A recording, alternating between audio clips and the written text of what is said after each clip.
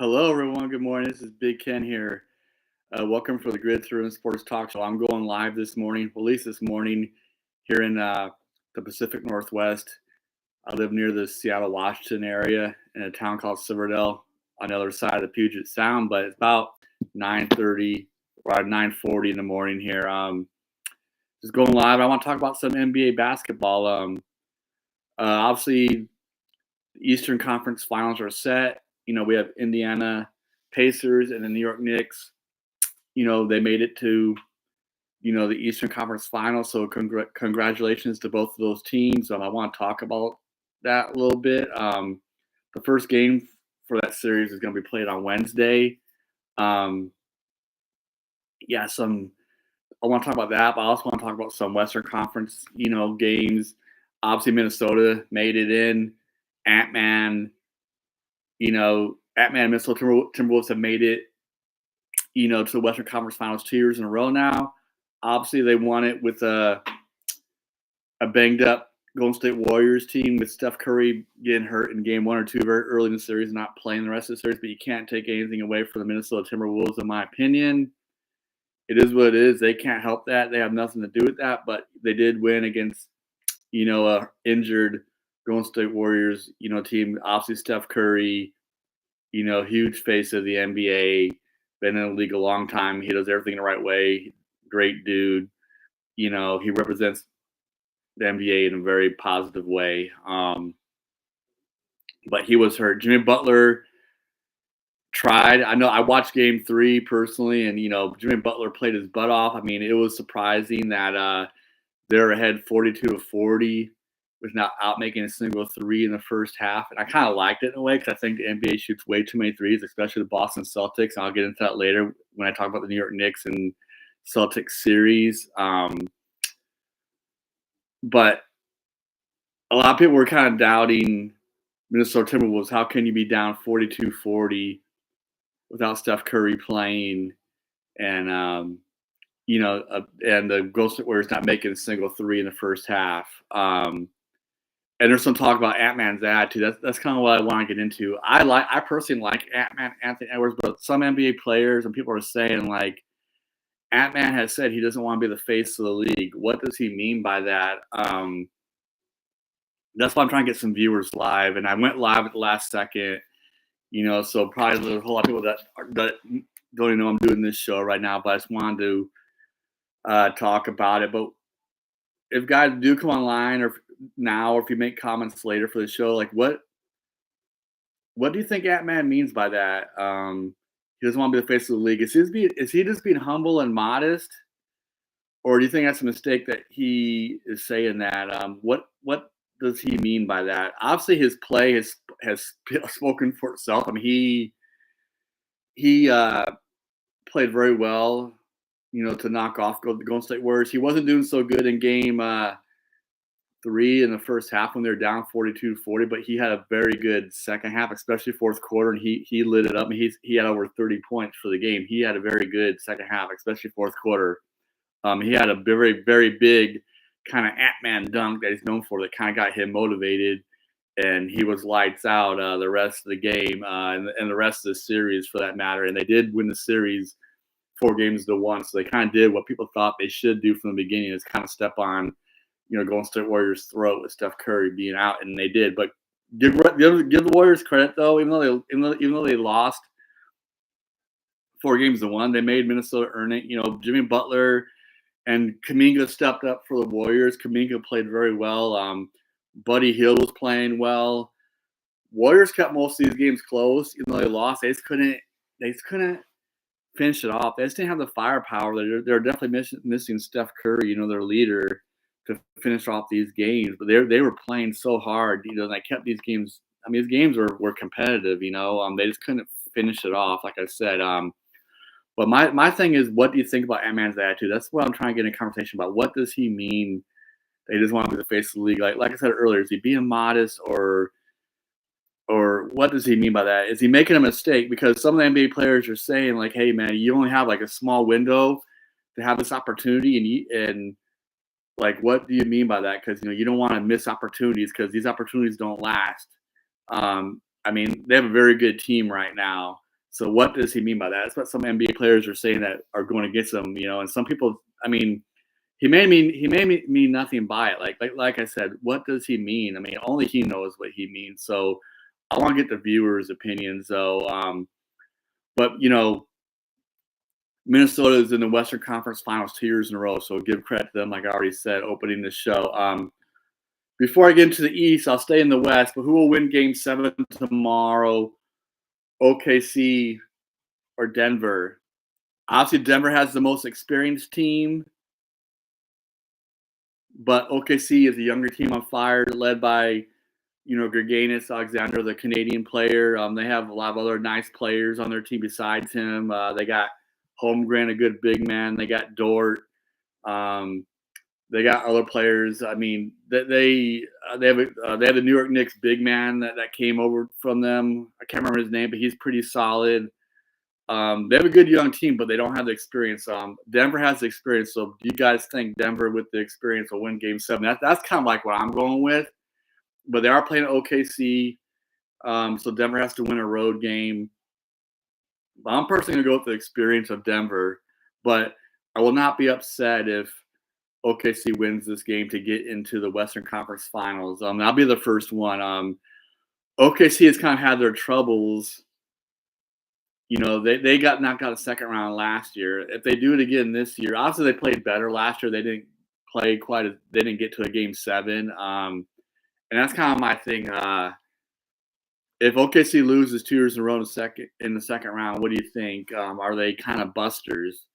I don't think so this year. Last year they kind of were, but last year was their first year, so they have an excuse. This is their second year, so they have more playoff experience.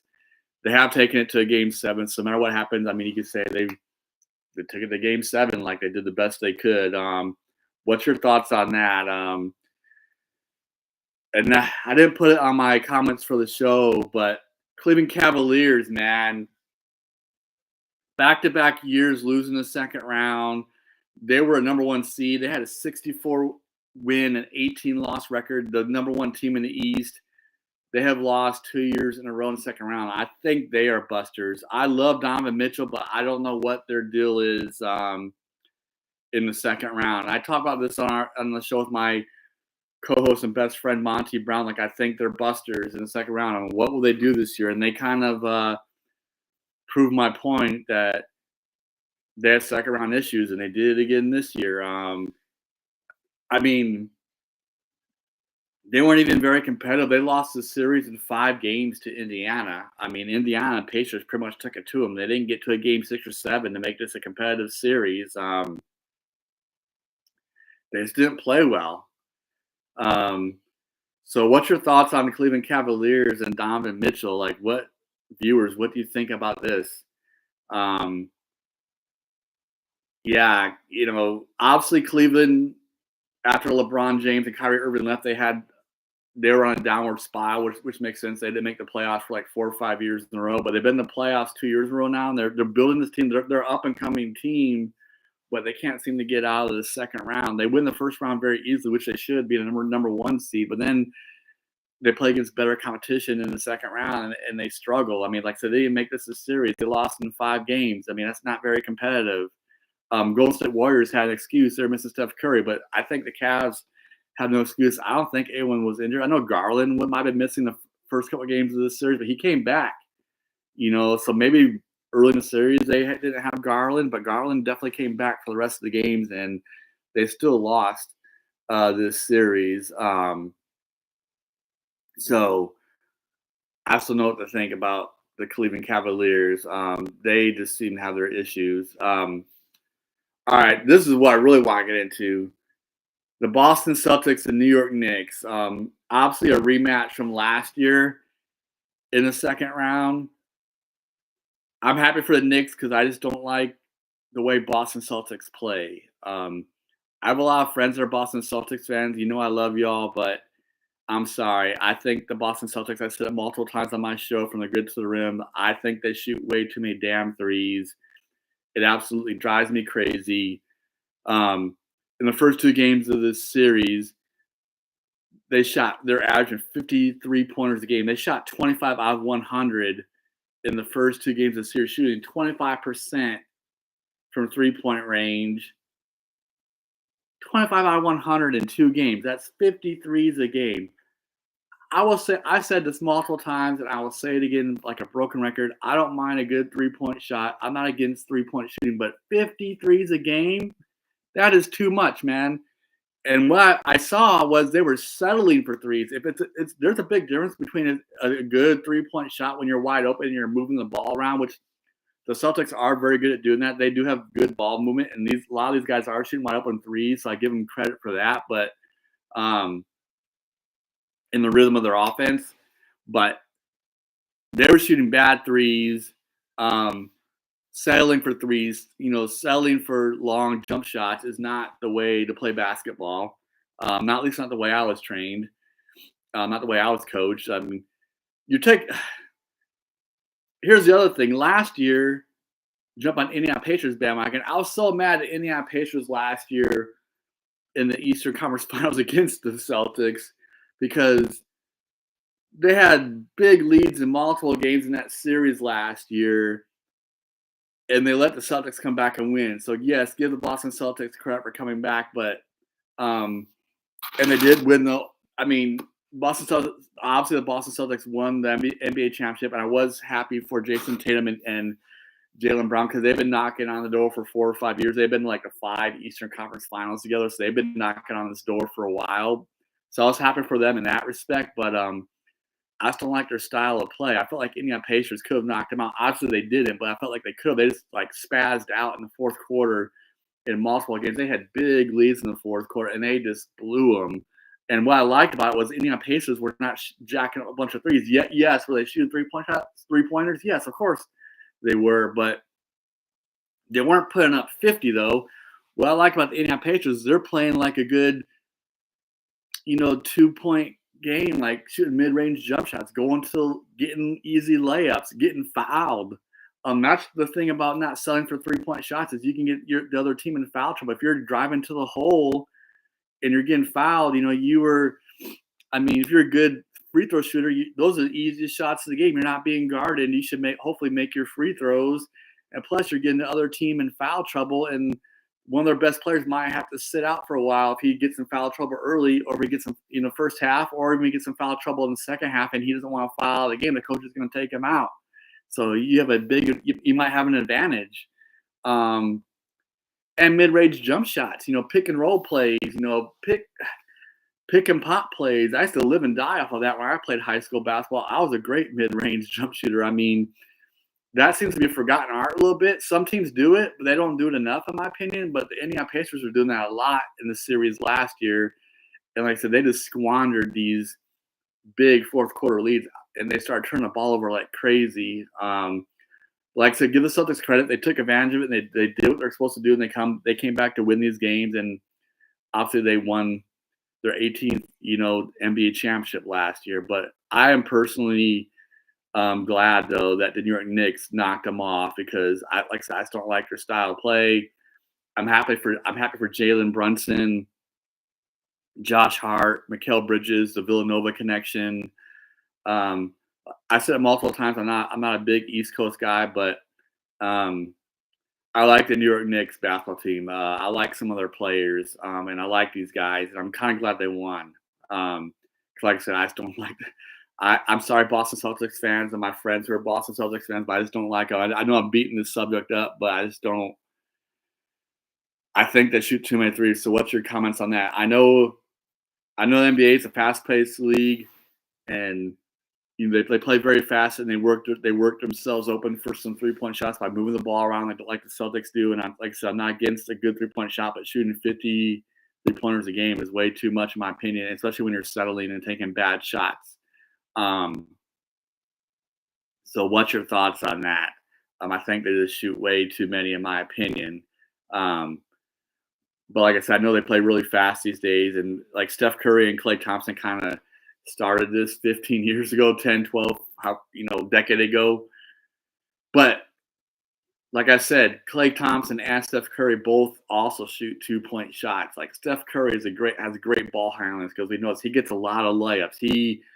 shoots mid-range jump shots. Yes, he's the best three-point shooter we've seen. I mean, he is.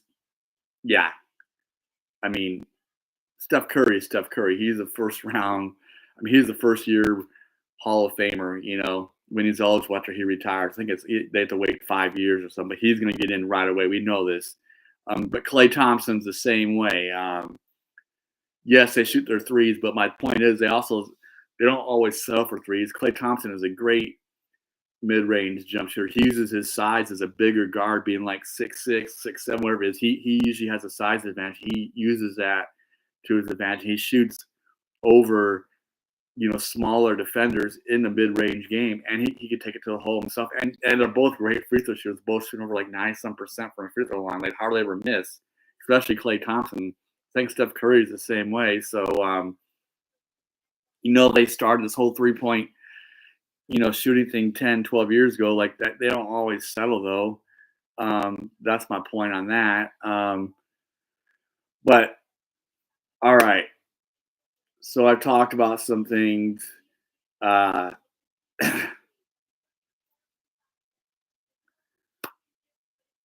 talk about who do we think will win the Eastern Conference Finals, because we know that's set. We don't know what's set in the West yet. But Indiana versus New York Knicks. Who do you think will win this? Should be a very interesting series. Yeah, man. I don't know what to think on that. But my friend and I, Monty, will do a show next week, either on Wednesday or Thursday night. More likely Thursday night, I'm assuming, but it could be either night, and we will talk about the Eastern and Western Conference Finals, because by that time, both teams will have played one game. Because I know the Western Conference Finals game 1 is on Tuesday, and the Eastern Conference Finals game 1 is on Wednesday. So both teams should have game 1 under the belt, but we'll make a prediction on that. So we definitely know Indiana, New York Knicks in the Eastern Conference Finals, and Minnesota versus either Denver or OKC based on what happens tomorrow in Game 7. And like I said, I predict Denver to win it. So I'm potentially looking at Minnesota versus Denver Western Conference Finals. So we'll talk about who do we think will win those series, but what are your guys' thoughts on that right now? Who do you think will win, and who do you think will win, and why? Obviously, Indiana, New York Knicks, neither team doesn't have really a whole lot of experience. The Indiana Pacers, this is their second year in a row getting to the Eastern Conference Finals, but both kind of new blood teams in the East. Neither team really has a whole lot of experience in this situation. In the West, obviously, Denver has the more experience because they won an NBA championship 2 or 3 years ago. But this is Minnesota's second year in a row in the Western Conference Championship, or Finals. So will they play better than last year? Or will Denver's experience prevail? But Denver's to win Game 7, so it may not be Denver. But I'm predicting them. But if it's OKC, then this will be OKC's first year in the Western Conference Finals. So, again, it seems like there's a lot of young teams in these conference finals, is my point. So there's new blood in the NBA, and I think that's a good thing, because that means it's not always the same old. I mean, it's a toss-up. You don't know who's going to win. I think that makes the league better. I think it makes everything better. So let me know your thoughts on that. And unfortunately, I wasn't able to get any live views going on, but hopefully you guys will watch this show later. But let me know. Please leave comments and let me know what you think about this whole thing, especially with Antman. Like I said at the beginning, Antman and him saying he doesn't want to be the face of the league, that's a big conversation. Cleveland Cavaliers, big conversation. Why are they having issues in the second round?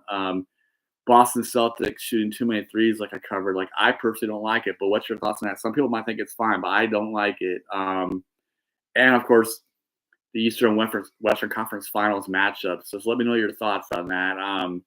Like, so Monty and I, and maybe some other guests, I might be able to get some other guests, but Monty and I will definitely be on for sure, either on Wednesday or Thursday night, to talk about these conference finals, but more than likely Thursday, like I've already said. So just let us know your thoughts, and thanks for watching, and please subscribe. Have a good weekend, everyone.